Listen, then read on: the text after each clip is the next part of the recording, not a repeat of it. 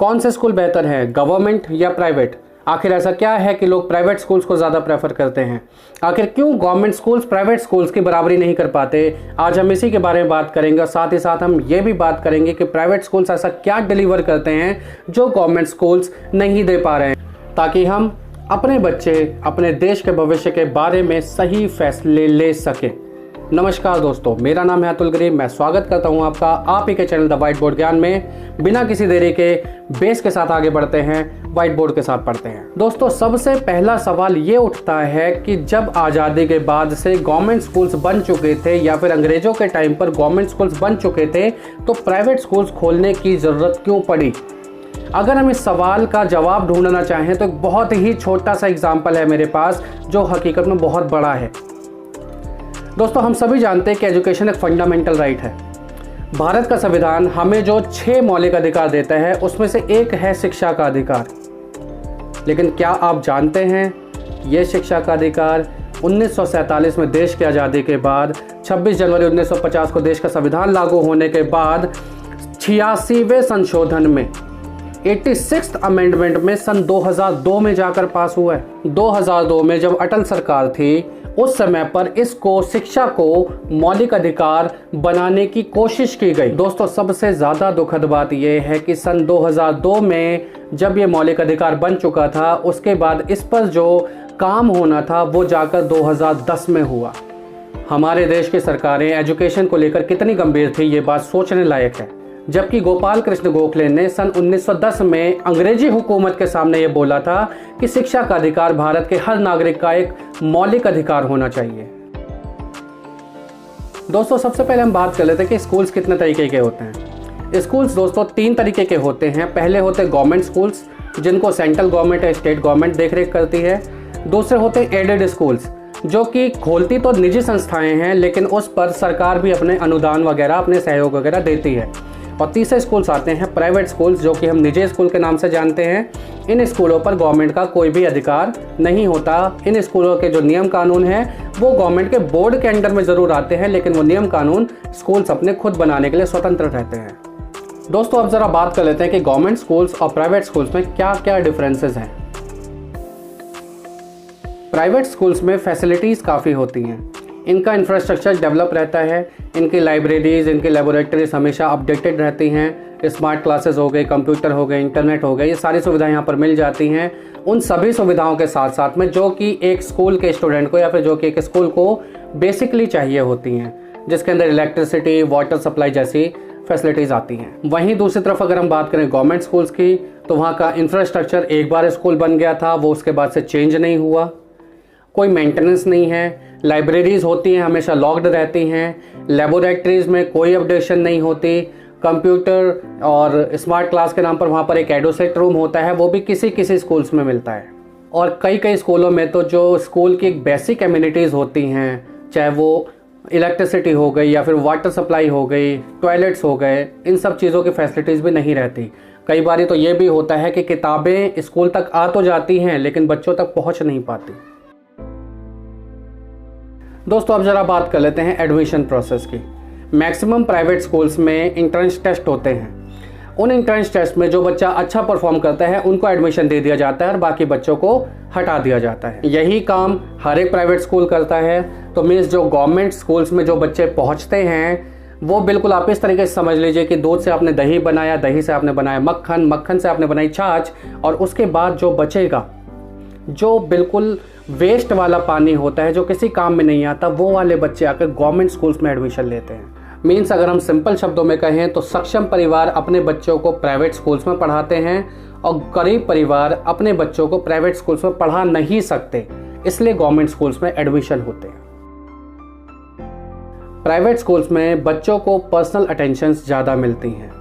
Parents का मानना है कि बच्चा ऐसे माहौल में फिजिकली और मेंटली ज़्यादा फिट रहता है और अपने आप को ग्रूम कर पाता है। इनफैक्ट टीचर्स को इस चीज़ तक की ट्रेनिंग दी जाती है कि बच्चों से क्या बात करनी है, कैसे बात करनी है, क्या समझाना है और कितना समझाना है।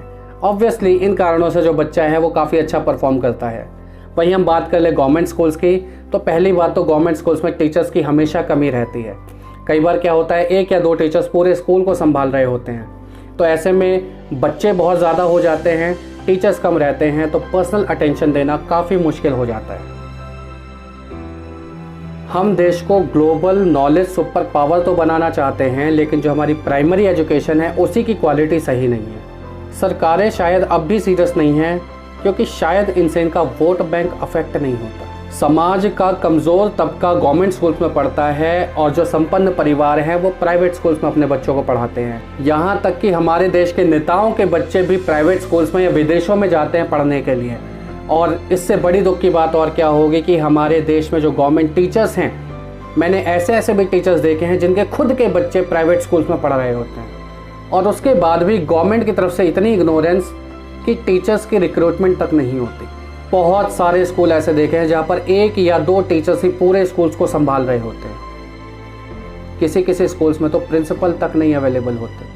और उसके बाद पल्स पोलियो, जनगणना, इलेक्शन ड्यूटीज़, ना जाने कितने काम हैं जो टीचर्स से करवाए जाते हैं। इनफैक्ट अभी ये कोविड-19 की महामारी के दौर में स्कूलों के टीचरों ने घर घर जाकर मिड डे मील का राशन तक बांटा है।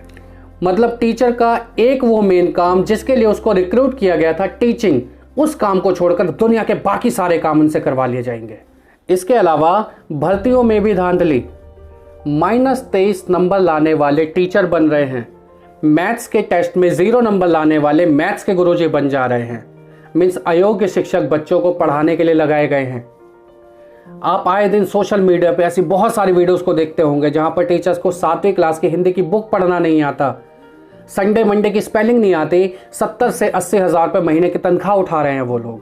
अभी उत्तर प्रदेश में खबर आई थी कि एक टीचर के डॉक्यूमेंट्स पर 25 टीचर्स जॉब कर रहे हैं।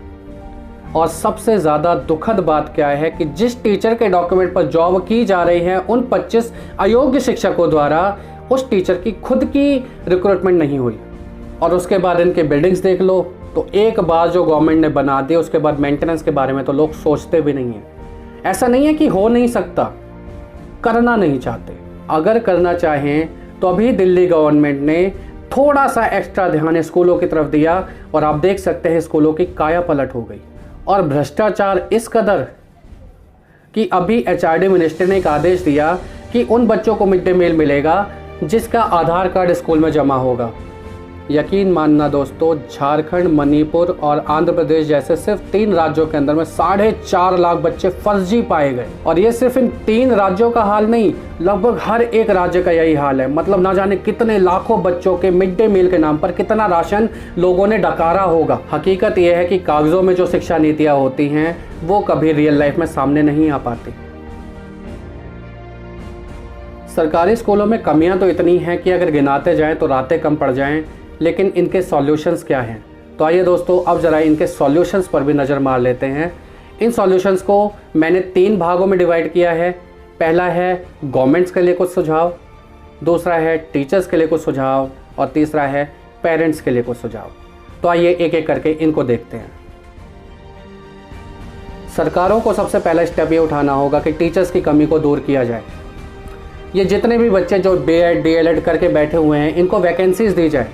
एक तरफ आप लोग वैकेंसीज नहीं निकालते और दूसरी तरफ स्कूलों में हमेशा टीचर्स की कमी भी रहती है। तो सबसे पहले टीचर्स की कमियों को पूरा किया जाए। उसके बाद स्कूल के जो इंफ्रास्ट्रक्चर है उनके ऊपर ध्यान दिया जाए। जो बेसिक एमिनिटीज़ हो, चाहे वो बिल्डिंग का मेंटेनेंस हो, चाहे वाटर सप्लाई हो, इलेक्ट्रिसिटी हो, टॉयलेट्स हो, इन सब की सुविधाओं को बढ़ाया जाए।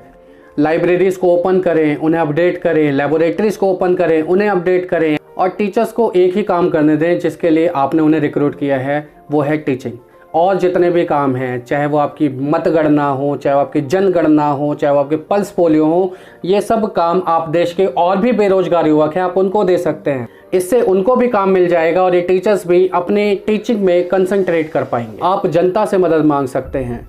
बाढ़ आने पर, भूकंप आने पर या कोई भी राष्ट्रीय आपदा आने पर आप अपने राहत कोष खोल देते हैं। एक राहत कोष एक शिक्षा के नाम का भी खोल दीजिए। यकीन मानना, अगर आप सही ढंग से उस पैसे का इस्तेमाल शिक्षा के नाम पर करेंगे तो जनता खजानों को भर देगी। और ये पहली बार नहीं, हर बार ऐसा हुआ है। जब जब कभी राष्ट्रीय आपदा आई है तो इस देश की जनता ने पूरा का पूरा योगदान अपनी सरकार को दिया है। तो एजुकेशन तो सबसे ज़्यादा बेसिक नीड है, इसके पीछे क्यों नहीं जनता आपका सहयोग करेगी? अगर आपको लगता है कि फ़ंड की कमी है तो आप फीस लीजिए बच्चों से। जो गरीब तबका है, जो असमर्थ है, उनको छोड़कर आप बाकियों से फीस आप ले सकते हैं। आपको इसके लिए किसी ने मना नहीं कर रखा। प्राइवेट स्कूल्स भी तो फीस लेते हैं, बिना किसी भेदभाव के फीस लेते हैं। वहाँ पर कोई माइनॉरिटी, कोई कास्ट सिस्टम नहीं चलता। जो स्कूल ने बोला है वो फीस सब के सब एक साथ जमा कराते हैं। आप भी फीस लीजिए, पर जनता को वो दीजिए जो वो चाहते हैं, क्वालिटी एजुकेशन। सेल्फ एम्प्लॉयमेंट को प्रमोट कीजिए। सब जानते हैं कि खाली 2% की जनता ही सरकारी नौकरी कर सकती है। सरकार सबको नौकरी नहीं दे सकती, लेकिन बाकी के जो 98% बचे हैं उनको कुछ ऐसा तो सिखाइए जिससे वो अपने परिवार का लालन पालन कर सकें, वो अपने देश के भविष्य को और अच्छा बनाने के लिए उसके निर्माण में कोई योगदान कर सकें। ऐसा तो पाठ्यक्रम हो। एक और इम्पोर्टेंट स्टेप सरकारों को उठाना चाहिए कि जितने भी टीचर्स जिनको आप सुदूर इलाकों में, ग्रामीण इलाकों में, स्कूलों में आप भेजते हैं, वहाँ पर आप उनके रहने का प्रबंध भी कीजिए, क्योंकि बिना फैसिलिटीज़ ऑब्वियस सी बात है सबको परेशानी होती है। तो वो लोग भी अगर उनको कोई फैसिलिटीज़ नहीं मिलती तो वो भी वापस शहर में अपना ट्रांसफ़र कराना चाहते हैं, गाँव में कोई जाकर पढ़ाना नहीं चाहता। शायद इसीलिए गाँव के स्कूल्स में टीचर्स की कमी हमेशा बनी रहती है।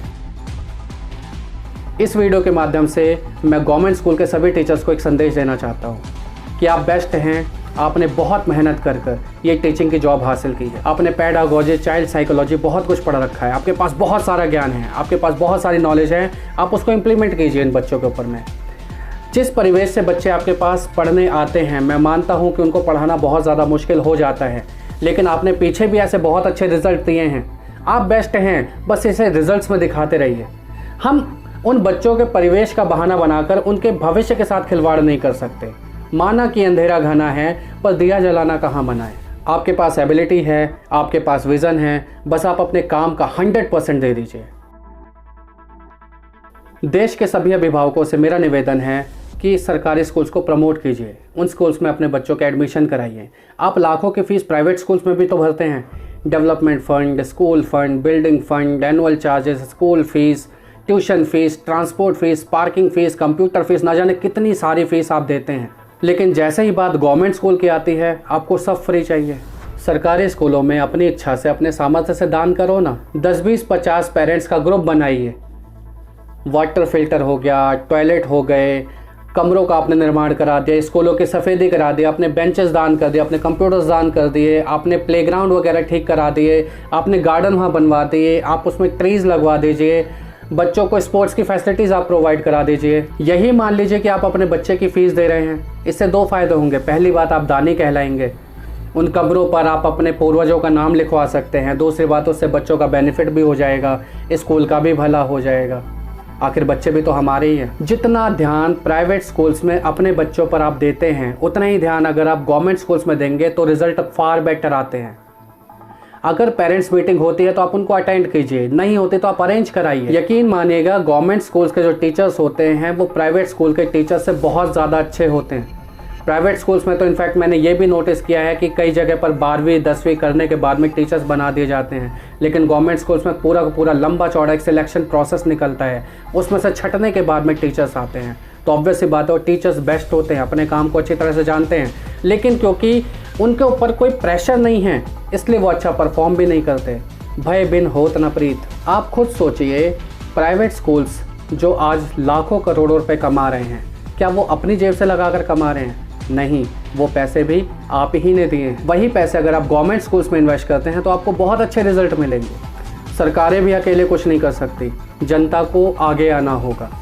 सड़क पर गड्ढा देखकर म्यूनिसिपल कॉरपोरेशन को गालियां देकर हम आगे बढ़ जाते हैं, लेकिन क्या कभी सोचा है कि उस गड्ढे की कंप्लेंट म्यूनिसिपल कॉरपोरेशन में कितने लोगों ने की होती है? इनका एक प्रोसेस होता है, वो प्रोसेस लंबा होता है, लेकिन अगर आप कंप्लेंट करेंगे तो उसकी सुनवाई ज़रूर होती है। आप आवाज़ उठाइए। किसी महापुरुष ने कहा था, if you change nothing, nothing will change. अगर आप कुछ नहीं बदलोगे तो कुछ नहीं बदलेगा। तो दोस्तों, आज की वीडियो के लिए बस इतना ही। अगर आपको वीडियो अच्छी लगी हो तो इसे लाइक कीजिएगा और शेयर कीजिएगा। एक बदलाव की कोशिश मैंने की है, आप भी एक बदलाव की कोशिश कीजिए इस वीडियो को ज़्यादा से ज़्यादा शेयर करके, ताकि सरकारों के कानों तक हमारी आवाज़ पहुंच सके। तो दोस्तों, मिलते हैं आपसे अगली वीडियो में और किसी टॉपिक के साथ में। तब तक के लिए जय हिंद, वंदे मातरम।